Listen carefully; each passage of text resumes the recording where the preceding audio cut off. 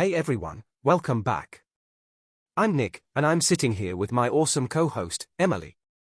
Today we're diving into something that's honestly deeper than grammar or pronunciation. It's about that little voice in your head. You know the one. Oh yes, the inner voice. And let's be real, for a lot of English learners, that voice isn't exactly friendly. It's often saying things like, "You sound stupid," or "You're never going to be fluent." And that voice, it becomes a bigger barrier than the language itself. Totally. Like, you could have the vocabulary. You could even understand a whole conversation. But if your inner voice is full of doubt and shame, you'll freeze. You'll stay silent. You'll hold yourself back. And the crazy part is, that voice, it's not even yours. You weren't born with it.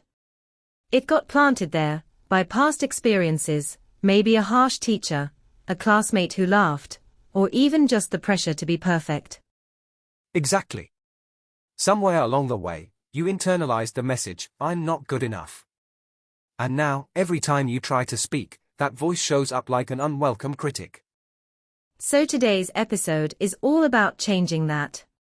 Not just improving your English, but rewriting the voice inside your head. Because when you change how you talk to yourself, everything else starts to change too. Yeah. Imagine if instead of saying, "I always mess this up," your inner voice said, "It's okay to make mistakes, that's how I grow." Or instead of, "I sound terrible," it said, "I'm proud of myself for trying." Those may sound like small shifts, but they're huge. Because what you say to yourself on the inside shapes what you do on the outside. That's why some people quit, not because they can't learn, but because their inner voice keeps tearing them down. And honestly, most of us don't even realize how mean we are to ourselves until we slow down and listen. Like, would you ever say to a friend, "You're embarrassing, stop talking"? No way. But we say it to ourselves all the time, in English, in our native language, silently, constantly. Yep. And here's the thing, you don't have to believe that voice. Just because you hear it doesn't mean it's telling the truth. You can challenge it. You can replace it. So throughout this episode, we're gonna talk about where that negative voice comes from, how it affects your learning, and, most importantly, how you can start building a new one. One that's empowering, supportive, and real. We're also gonna give you some real-life strategies, like how to talk back to your inner critic, how to reframe mistakes, and how to practice self-talk in English that actually lifts you up instead of dragging you down. Because let's be honest, if your inner voice is the soundtrack to your learning journey, wouldn't you want it to be something that cheers you on instead of tearing you apart? Exactly. You're not just learning English, you're also learning to become your own best coach. And that starts with one small, brave step, noticing what you're saying to yourself, and choosing a kinder version. So if you've ever felt stuck, not because of your ability, but because of that heavy feeling in your chest that says, "You'll never be good enough," this episode is for you. We see you. We get it. And we're here to help you flip that voice from negative to empowering. Let's get into it. Alright, so let's start with the first step, just noticing your inner voice. Most of us don't even realize how much self-talk is happening up there, especially when we're nervous or insecure. Right? Like, try to remember the last time you had to speak English in public, or maybe in class, or on a Zoom call at work. What did your mind say before or during that moment? Was it something like, "Don't mess this up," or "Everyone's judging you, you sound weird"? If it was, you're not alone. Those kinds of thoughts are so common, but here's the catch, your brain believes them. It doesn't filter them as lies. It just takes them in.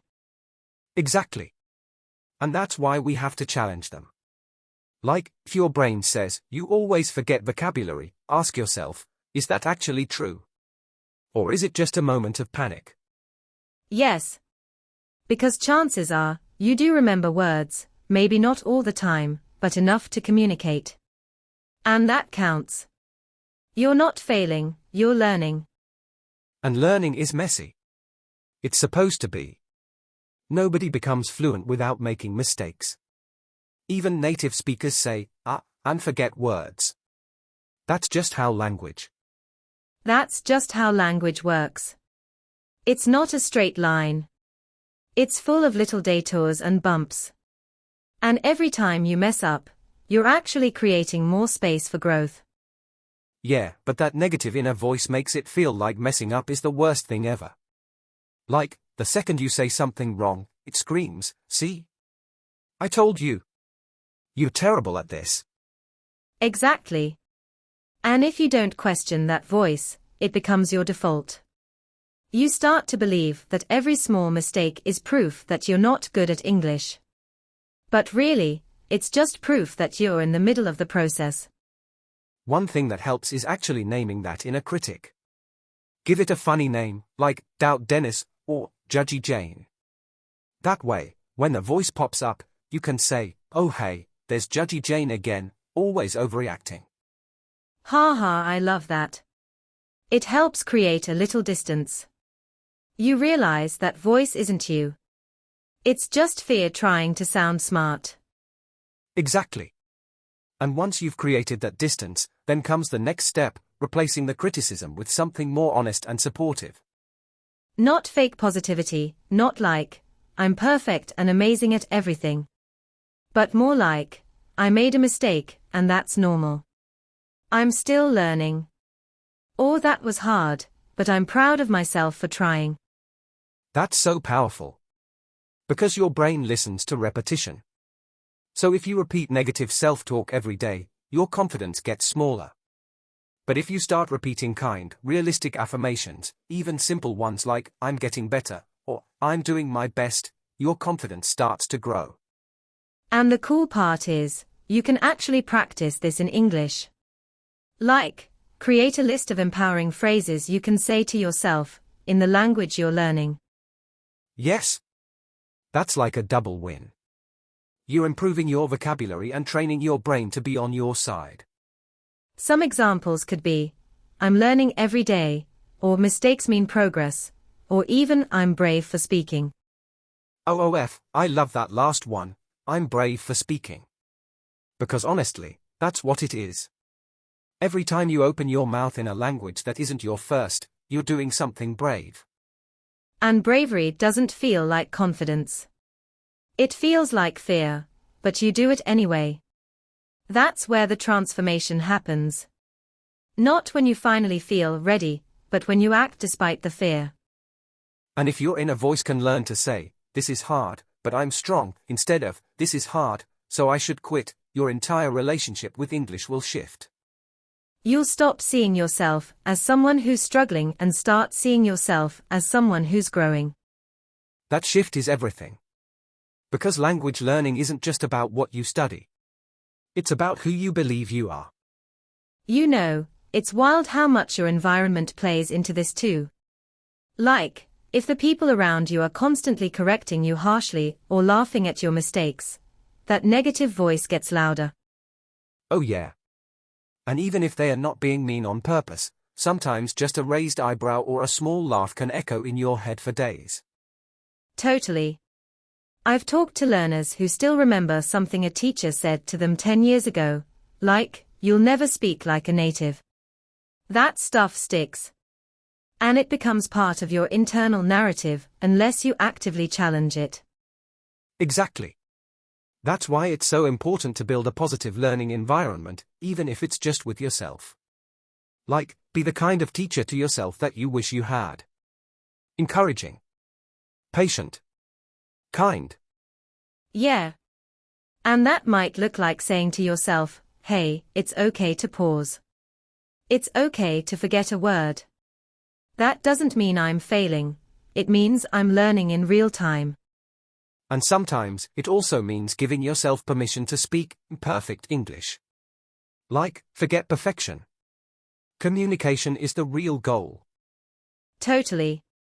I've talked to learners who still remember something a teacher said to them 10 years ago, like, "You'll never speak like a native." That stuff sticks. And it becomes part of your internal narrative unless you actively challenge it. You stop holding your breath. You stop editing every sentence in your head. You start living the language instead of performing it. And that's a big turning point. When you're not constantly judging yourself, your brain has more space to actually absorb the language. And you know what's interesting? The inner voice you create while learning English often spills over into other parts of your life. Yes. Like, I've had students say that once they started talking to themselves more kindly in English, they noticed they were also being more compassionate in their first language, with themselves, with others, with everything. Because that inner voice isn't just about English. It's about identity. It's about worth. And once you start rewriting that voice in one area of your life, it changes how you show up everywhere else. Absolutely. Like, suddenly you're not just thinking, I can learn this language, but you're also thinking, I can handle new things, or I'm capable of growth. Right. And that starts to impact how you speak up in meetings, how you introduce yourself, how you ask questions, even in your native language. It's like English becomes the training ground for a stronger version of you. I love that so much. Because when people talk about learning English, they usually just talk about grammar, or pronunciation, or exams. But they rarely talk about how it changes the way you see yourself. And honestly, that's the deeper transformation. The one that's harder to measure but way more powerful. When your inner voice shifts from, I'm not good enough, to, I'm improving every day, everything starts to open up. And you start showing up with more courage. You take more chances. You ask that question. You try that conversation. You don't stay silent, just because you're scared to mess up. It's like you stop waiting to feel perfect before you act, and you start acting your way into confidence. Exactly. And the cool thing is, your new inner voice doesn't have to be super loud or dramatic. It can be quiet, steady. It can just whisper, you've got this, and that's enough. Even a tiny shift makes a big difference. Like, changing, I'll never get this, to, this is hard, but I'm trying. That one word changes the whole energy. It really does. And when you repeat it often enough, your brain starts to believe it. It becomes your default. Not overnight, but step by step. And before you know it, you're not just learning English, you're building a better relationship with yourself. You're building a better relationship with yourself, and that's something no textbook can teach. That's the kind of growth that happens between the lines, you know. Totally. And sometimes that growth looks like something really simple. Like, choosing to keep going after a bad speaking day instead of giving up. Or deciding to try again tomorrow even though today felt awkward. Yes. Even those tiny decisions are powerful. Because that's when your inner voice starts learning resilience. It starts saying, I fell, but I got back up. And the more often it says that, the stronger it gets. You don't even realize it's changing until one day you look back and think, whoa. I used to be so afraid of speaking. Now I just do it. And that doesn't mean you're never nervous. It just means the fear doesn't control you anymore. Because your inner voice isn't adding fuel to the fire, it's calming it down. And that's the kind of inner voice that helps you move forward. One that says, you're allowed to be human. You're allowed to stumble. But you're not allowed to give up on yourself.